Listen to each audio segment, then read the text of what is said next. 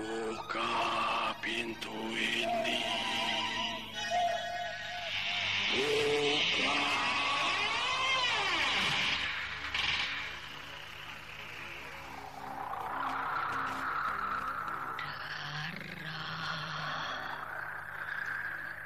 Aku butuh darah.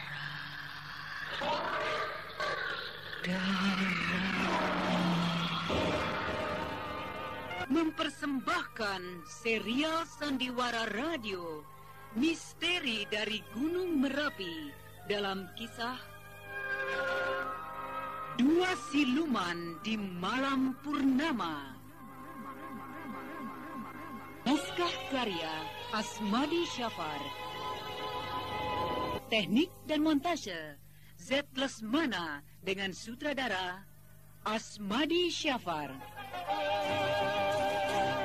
Dengan para pelaku, Lili Nur Indasari sebagai Seruni, Dipa R sebagai Basir, Ivone Rose sebagai Sutah, Asri Yati sebagai Mak Lampir, dan pembawa cerita Neni Sumardi. Teknik dan montase Z. Lesmana dengan sutradara Asmadi Syafar. Pada bagian ke-20 telah disahkan, Farida kembali didatangi oleh tikus yang berbentuk hanya ekornya saja. Tikus yang sebenarnya adalah jelmaan Dahigar yang kini sudah menjadi warga Mak Lampir. Namun dalam keadaan bahaya itu, Sembara datang menolongnya. Dia datang hanya dengan kekuatan gaibnya. Kekuatan yang hanya dipunyai oleh orang-orang yang berilmu tinggi. Nah, saudara pendengar yang berbahagia, marilah kita ikuti serial sandiwara radio Misteri dari Gunung Merapi dalam kisah Dua Siluman di Malam Purnama, bagian yang ke-21.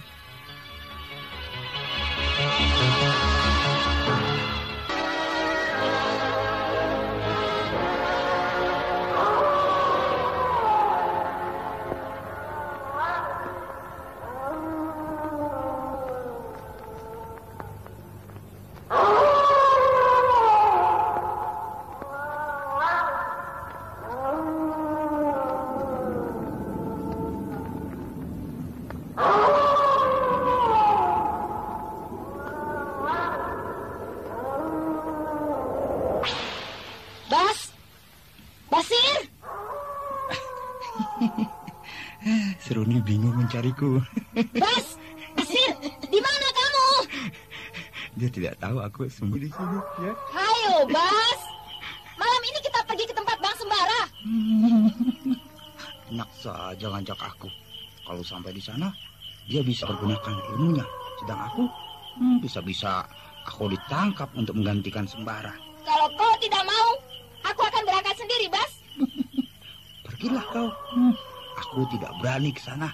Ini bukan persoalan setan lagi, tapi ini persoalan berhadapan dengan polisi.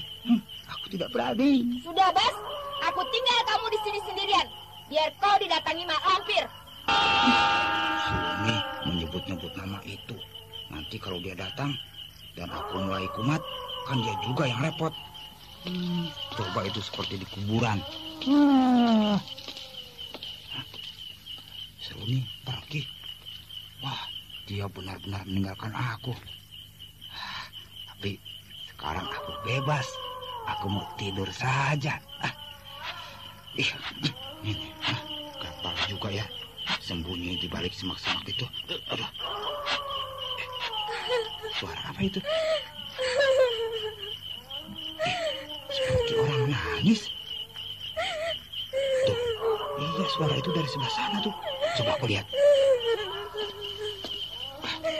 Seperti wanita suara itu. Iya, seperti suara wanita menangis. Nah, itu dia. Dia duduk di sebelah sana. Maaf, boleh saya mengganggu? Siapa saudara? Saya orang yang kebetulan lewat di sini. Saya melihat Adik menangis ya, lalu saya kemari gitu. Saya sedang dalam ketakutan. Hah? Ketakutan? Iya, saya sedang takut.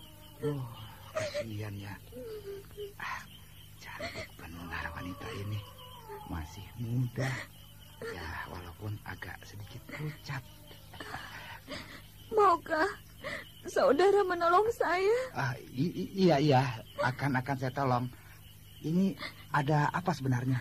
Saya sedang kebingungan. Saya mau pulang, tapi tidak berani. Kenapa tidak berani?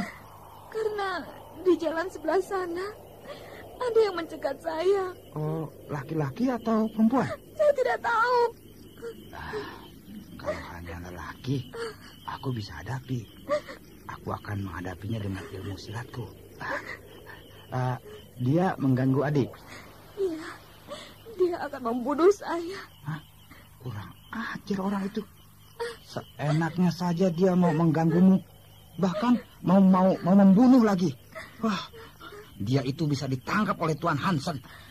Mau abang mengantarkan saya? Aduh, dia panggil abang. Merdu betul suara itu. Iya, mari saya antar. Bagaimana bentuk orang yang mengganggu itu? Saya ingin tahu. Bentuk seperti apa? Bilang saja, jangan takut. Bentuknya seperti harimau. Seperti harimau? Iya. Berbahaya itu. Kenapa, Bang? Abang juga takut? Tidak. Kenapa harus takut? Takut atau tidak ya? Tapi aku malu kalau aku bilang takut. Bagaimana, Bang? Mau abang mengantarkan saya pulang? Pasti ini harimau yang menerkam si Calikin. Atau jangan-jangan Mardian. Bagaimana, Bang? Abang mau kan mengantarkan saya pulang lewat jalan itu? Itu jalan lain selain jalan-jalan itu ada? Oh, tidak ada, Bang. Jalan itu adalah jalan satu-satunya yang menuju ke rumah saya. Aduh, bagaimana ya? Antarkan jangan ya. Apa boleh buat? Aku harus menolong wanita ini. Mari, akan aku antarkan. Mari. Betul, Bang. Oh, betul. Apa saya tampaknya berbohong gitu? Marilah. Mari. Aduh. Di sebelah mana dia mencegat adik tadi? Itu, Bang, di sebelah situ. Aduh, sebentar lagi aku akan sampai di sana. Semoga saja tidak ada apa. Bang, ada apa? Saya takut. Tenang saja. Boleh saya pegang tangan abang? Boleh. Aku bertambah takut, Bang. Tangan wanita ini dingin sekali. Dingin seperti es. Tanganmu dingin sekali, Dik. Iya, tangan saya dingin. Saya takut. Ya, tenang saja. Jangan takut. Ya, semoga dia tidak ada. Iya, dia memang ketakutan. Tapi tangannya bertambah dingin. Nah, di sini tadi, Bang. Di sini? Iya, di sini. Muncul atau tidak ya harimau itu? Aduh, ayo, Bang, agak cepat jalannya. Tenang, Dik, tenang saja. Tidak ada apa-apa kan? Tenang. Iya, tidak ada apa-apa. Nah, tidak ada kan? Iya, ya, tidak ada apa-apa. Mungkin dia sudah lari, Bang. Syukur, siluman itu sudah tidak ada. Abang memang hebat. Harimau siluman itu tidak ada. Iya. Mungkin dia takut sama abang. Mungkin juga begitu. Di mana rumahnya, Adik? Itu di sebelah sana. Oh, sudah tidak jauh dari sini. Iya, sebentar lagi kita akan sampai. Tapi Abang antarkan saya sampai di rumah ya. Oh, tentu. Bang, Abang sudah punya kekasih? Aduh, Mak. Dia tanya kekasihku. Loh, kenapa Abang diam? Belum punya kekasih. Kenapa? Tidak apa-apa. Kalau kekasih Abang tahu saya menggandeng Abang seperti ini, tentu dia akan marah, Bang. Oh, tenang. Jangan khawatir. Nah, Bang, kita sudah sampai. Oh, ini ya rumahnya. Iya, ini rumah saya. Sebentar ya, akan saya ketuk dulu pintu rumah ini. Iya. Mungkin ayah dan ibumu sudah tidur. Iya, mungkin juga. Coba saya ketuk sekali lagi.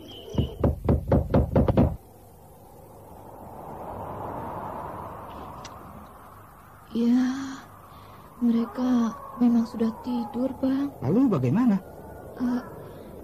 Maukah Abang menemani saya untuk duduk di sini? Aduh, temani jangan ya. Aduh, bagaimana ya? Saya kan takut, Bang, tinggal sendirian di sini. Ya, baik.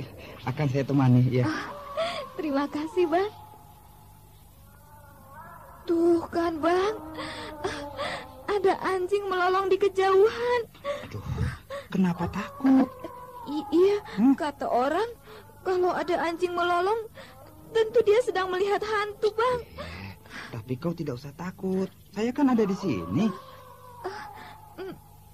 Tuh, Bang, lolong anjing bertambah dekat. Aduh, iya juga ya. Mulai dekat terdengarnya. Kenapa tiba-tiba bau bangkai ya? Dek, kau mencium bau bangkai tidak? Coba. Iya. Mungkin di bawah angin yang berhembus kencang ini ya, Bang? Iya, mungkin juga. Baunya bertambah kencang. Seperti bangkai itu ada di dekatku. Dek, baunya tambah kencang ya, seperti menusuk hidung. Ya. Iya, baunya bertambah kencang. Suara burung hantu. Kalau suara burung hantu begitu, rasa-rasanya seperti Sutah mau datang. Kenapa Abang diam? Tidak apa-apa. Abang takut mendengarkan suara burung hantu itu? Tidak apa-apa. Hanya... Abang teringat sesuatu? Tidak teringat apa-apa. Pasti Abang sedang teringat pada suatu peristiwa yang mengesankan, iya kan? Tidak ada peristiwa yang mengesankan bagiku. Pasti ada. Suara itu bertambah keras. Sutah akan datang malam ini. Abang sedang teringat pada Sutah, kan? Kenapa kau tahu? Karena saya adalah Sutah, Bang. Hah? Kau Sutah? Di dalam matamu tidak ada. Mataku memang tidak ada. Karena aku adalah mayat yang sudah meninggal hampir 7 tahun yang lalu. Kau mau apa? Aku mau menjemputmu sekarang. Kau mau menjemputku? Iya. Karena Mak Lampir sudah menunggumu. Lampir. Mari. Lihatlah mataku. Ya. Ikuti aku. Kita akan pergi bersama angin yang berhembus kencang ini.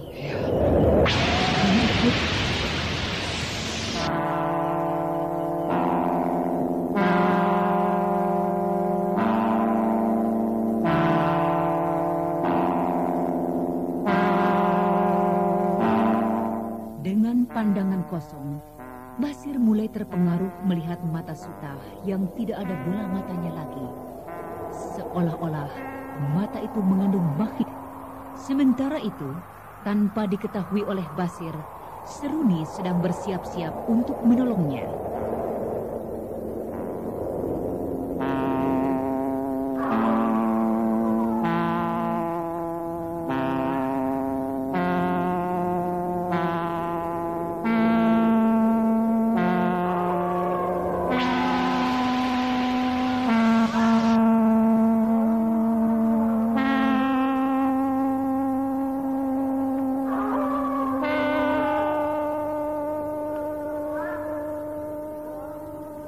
Nah, marilah kita berangkat dengan angin yang bertiup kencang ini.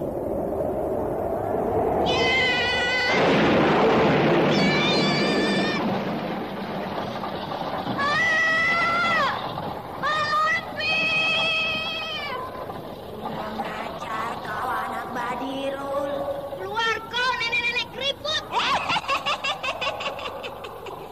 Sayang aku jauh.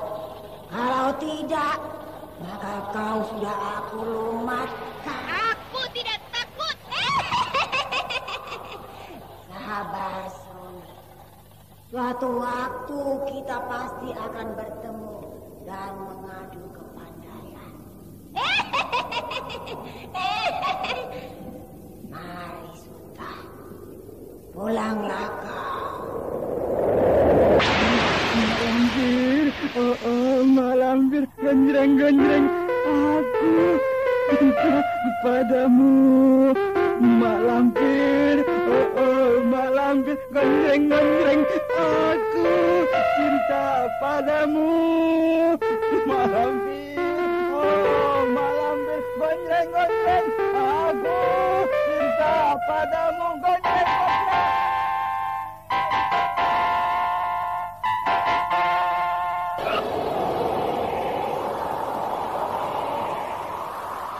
Ini pasti angin gaib Mak Lampir. Tadi dia mengatakan bahwa Suta harus kembali ke tempatnya. Aku ingin tahu, apakah benar Suta kembali ke tempatnya? Aku akan ikut angin ini. Kiat! Kiat! Kiat! Gila, angin ini bertiup kencang sekali. Aku harus ikuti dengan memakai ilmu lari di atas angin. Kiat! Kiat! Kiat!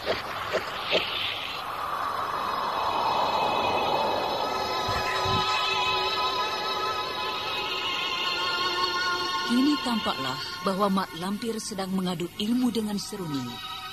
Mak Lampir mengeluarkan ilmu angin topannya untuk membawa Sutah pergi. Sedangkan Seruni mengikuti gerakan angin itu dengan ilmu lari atas angin, sehingga kecepatan mereka hampir sama.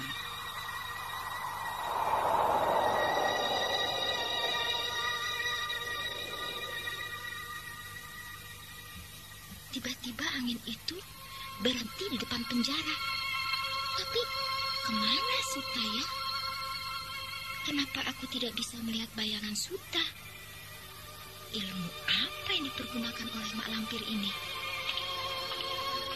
Benar-benar tidak ada. Tapi aku harus bisa mencarinya. Pasti. Suta itu pasti masih ada di sini. Itu tandanya. Anjing melolong melihat Suta. Apakah dia masuk ke dalam penjara ini? Tapi buat apa dia masuk ya?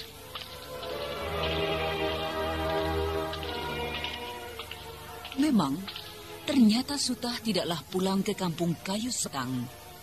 Dia tiba-tiba berhenti di depan penjara di tempat Sembara dan Farida ditahan. Dan tanpa diketahui oleh Seruni, Sutah telah berada di halaman dalam penjara itu.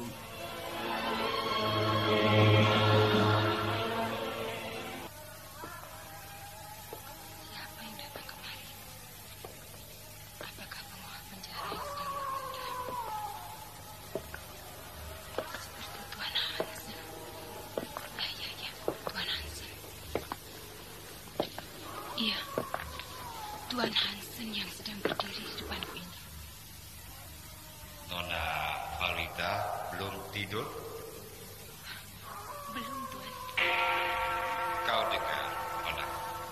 Jam di penjara ini sudah berbunyi 2 kali. Iya, Tuan. Hari sudah jam 2 malam. Biasanya kalau jam 2 malam begini, Mak Lampir pasti mengirimkan utusannya.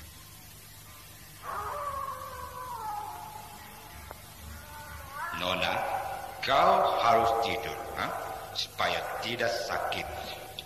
Saya tidak bisa tidur, Tuan. Saya takut. Kenapa kau takut? Entahlah, apabila sudah tengah malam begini, aku selalu merasa takut. Ya, baiklah. Aku akan menemanimu sampai pagi. Terima kasih, Tuan. Tidak usah. Nona Farida, saya harus menemani Nona. Tidak, Tuan. Terima kasih. Saya tidak perlu ditemani. Mau tidak mau, suka atau tidak suka, aku harus menemanimu. Tuan akan menemani saya di dalam ruang tahanan ini. Aku penguasa di sini. Biar kau tidak mau, aku akan masuk kemari. Nah, aku telah kunci kembali pintu selmu, supaya kau tidak bisa lari. Saya tidak pernah akan lari, Tuan. Bagus, bagus.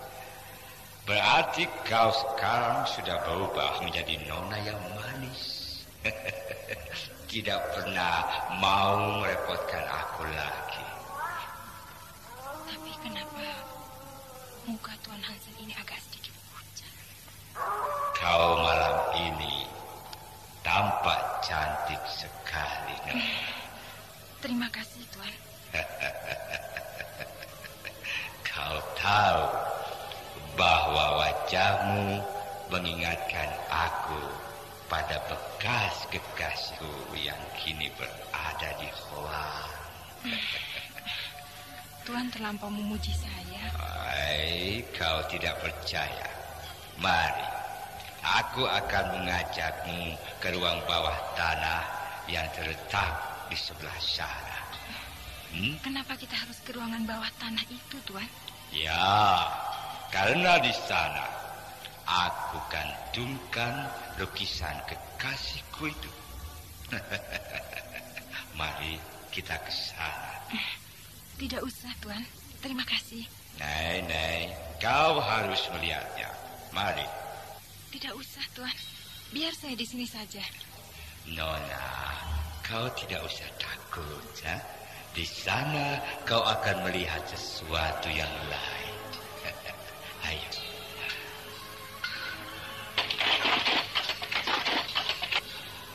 Kenapa Tuan Hansen mengangkat? Tuan, jangan pegang tangan saya seperti ini. Saya tidak biasa, Tuan. Tidak apa-apa, toh? Jangan, Tuan. Lepaskan saya. Farida, kenapa kau tidak mau? Kenapa tiba-tiba dia berhenti dan memegang kedua tanganku? Memang, Tuan Hansen tiba-tiba berhenti berjalan dan memegang kedua tangan Farida. Sedangkan matanya memandang tajam ke mata Farida. Farida,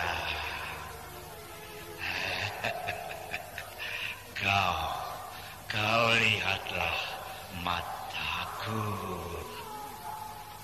Kenapa pegangannya bertambah kencang? Tanganku seperti dijepit dan mukanya bertambah pucat. Dari sela-sela bibirnya muncul 2 taring.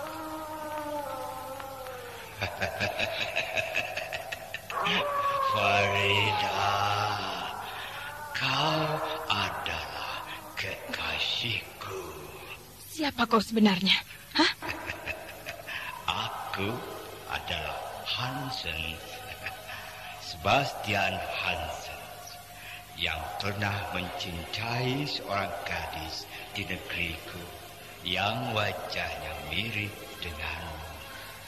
Tetapi kenapa tiba-tiba wajahmu berubah menjadi tengkorak?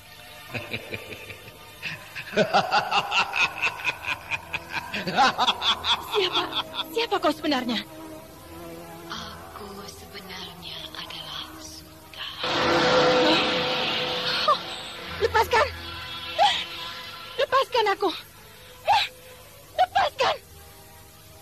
Kenapa kau takut?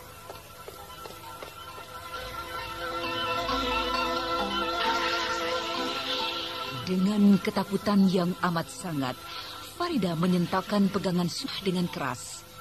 Dan ketika pegangan itu lepas, Farida berusaha lari menuju penjagaan depan.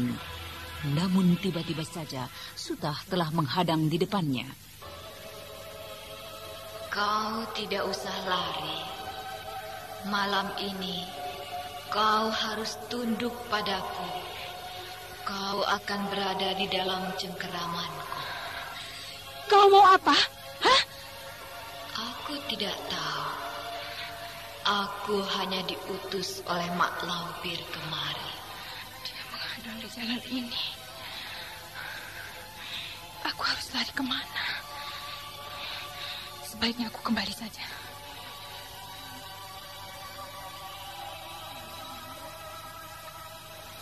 Kau tidak akan bisa lari, Farida. Kau sudah menghadangku lagi. Kau tidak bisa lari dariku. Dan lihatlah, di sekelilingmu sudah berdiri beberapa ekor kucing hitam yang siap menerkammu. Beberapa kucing hitam telah mengelilingiku. Dan badannya tidak ada.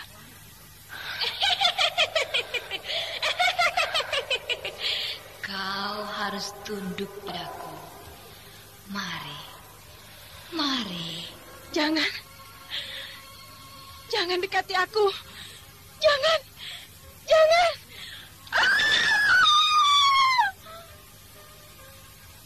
Tiba-tiba saja Farida jatuh pingsan dan tergeletak di halaman penjara itu.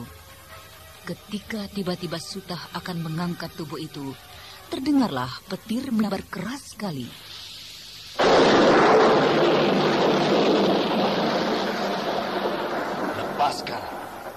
Lepaskan dia. Sebelum kau aku hancurkan. Siapa kau? Kau benar-benar iblis yang disuruh Mak Lampir. Kau tidak pernah lagi tahu siapa aku. Aku adalah Sembara. Kau akan digigit oleh kucingku.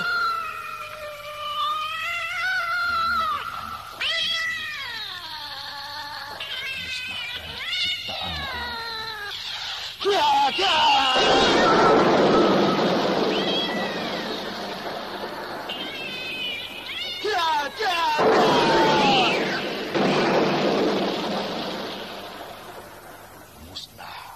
Musnahlah kau. Kau harus aku bunuh. Kau telah membunuh kucing-kucingku. Ini kau yang akan aku serang dengan pukulan tangan apiku. Walaupun aku tahu kau tidak akan mati. Yang penting kau harus pergi dari sini.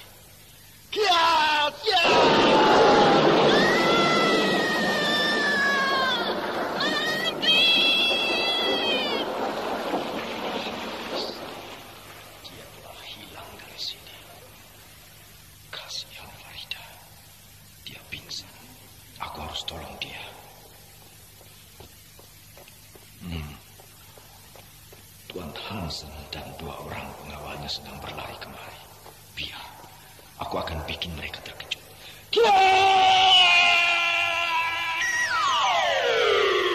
Hai, Farida pingsan dan kini dia seperti terbang masuk ke dalam selnya kembali. Hai, bagaimana caranya dia keluar? Hah? Dia bisa masuk di sela-sela jeruji besi itu. Benar-benar ilmu sihir. Mungkin ilmu ini yang dipergunakan Farida untuk melepaskan Tuan Dahikar dan Nyonya Roheti. Tuan Hansen menjadi sangat heran melihat apa yang terjadi di depan matanya. Sementara itu di tempat yang agak jauh, Seruni memperhatikan kejadian itu.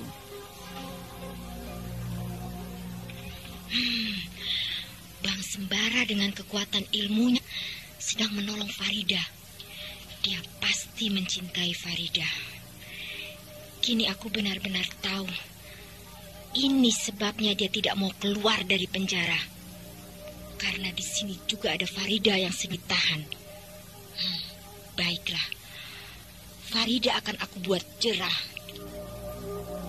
Ya, begitulah. Kini Seruni mempunyai tekad yang lain. Dia benar-benar akan melaksanakan janjinya untuk mencelakakan Farida. Karena dia melihat sendiri Sembara menolong Farida dengan mesra. Di samping itu, Tuan Hansen tidak habis pikir kenapakah tiba-tiba Farida berada di luar kamar tahannya walaupun kamar itu masih terkunci. Siapakah yang mengeluarkannya? Tuan Mardian, ya, saya terpaksa mengambil suatu keputusan untuk memperlakukan istri Tuan ini lebih keras lagi. Apa yang telah terjadi, Tuan Hansen? Saya melihat sendiri tadi malam bahwa istri Tuan ini tiba-tiba saja berada di luar kamar tahanannya tanpa seorang pun yang tahu. Betul begitu, Farida? Aku tidak tahu. Iya, silakan kau bicara dengan jujur, Farida. Ilmu apa yang kau pergunakan tadi malam, sehingga kamu dengan mudah keluar masuk kamar tahananmu tanpa dibuka kuncinya? Aku tidak tahu. Kau dengar, Tuan Mardian? Istrimu tidak pernah mau bicara terus terang. Farida, kau bicaralah dengan jujur, sehingga aku bisa menolongmu. Aku tidak perlu ditolong. Mardian ini benar-benar bajingan. Dia ingin menunjukkan bahwa dia berkuasa atas diriku, sehingga dia berpura-pura mau menolongku. Tapi aku tidak akan mau ditolong oleh dia. Coba Tuan Mardian lihat bahwa istri Tuan keras kepala. Oh, Tuan Hansen, saya ingin menunjukkan kepada Tuan bahwa Tuan tidak akan menemukan kesulitan terhadap saya. Kalau benar-benar istri saya tidak mau berterus terang pada Tuan, ya, silakan Tuan mengambil tindakan yang lebih keras lagi. Oh iya, baik. Saya akan mengambil tindakan yang lebih keras agar istri Tuan tidak melakukan perbuatan yang merepotkan kami lagi. Tetapi saya akan memberikan kesempatan kepada Tuan dan istri Tuan untuk berunding. Silakan. Saya akan tinggalkan ruangan ini barang 5 atau 10 menit saja. Nah, silakan Tuan berunding. Farida, bilanglah apa yang telah kau lakukan. Aku akan bisa melepaskanmu dari sini. Aku tidak perlu dibantu. Biarkanlah aku melakoni jalan hidupku seperti ini. Aku benar-benar ingin membantumu. Percayalah kau. Aku adalah suamimu. Dan kau adalah segala-galanya bagiku. Kalau kau ingin menolongku, seharusnya dulu kau lakukan. Jadi, kau benar-benar tidak mau dibantu? Tidak usah. Aku tidak perlu bantuanmu. Cobalah kau... Tidak usah. Aku tidak perlu dibantu. Baik, kalau memang itu keputusanmu.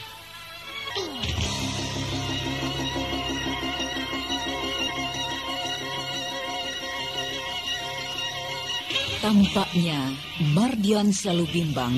Kadang-kadang dia benci pada Farida, tetapi kadang-kadang dia kembali cinta pada istrinya. Sementara itu, Farida tetap pada keputusannya bahwa dia benar-benar tidak mau dibantu oleh suaminya. Karena dia yakin Sembara selalu siap menolongnya dalam keadaan yang bagaimanapun juga. Saudara pendengar, Demikian tadi telah kita ikuti serial Sandiwara Radio ini. Sampai jumpa esok hari pada waktu dan gelombang yang sama.